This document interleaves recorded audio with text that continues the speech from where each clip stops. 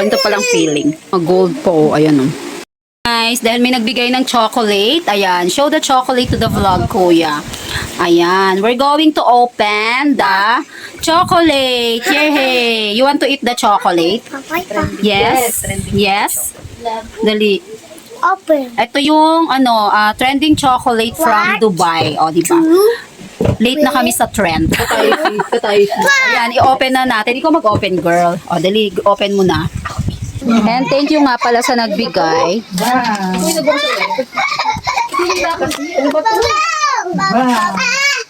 Okay. Wow, mukhang masarap siya. Wow.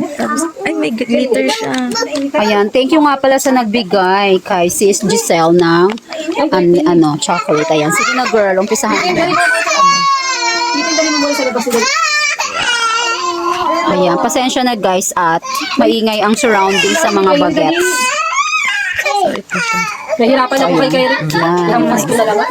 So, ako ang unang titikim. So, yan, sarap niya ito siya. Ayan natin, ito siya. Bigyan mo daw siya. Ang sarap na. You want bebe? O, si bebe na. Pero pala ito. Tingnan mo, laki ng kagat. Ano mo na? Get lang ng 2.9 daw sa piraso. Ang sarap. Sabi niya. 2,900.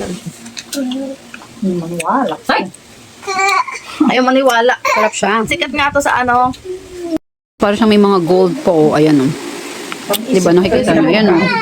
Hindi siya super tamis. Kaya pala ang mahal. Hindi ako magaling sa explanation sa mga chocolate. Pero masarap siya. At saka legit siya. Nakikita nyo yan. Para siyang may mga gold talaga. Yun o. Ganito palang feeling. Pero pag hindi mo alam na mahal siya, parang chocolate lang din siya. Ordinary chocolate. Ito yung nag-trend eh. Crunchy, crunchy.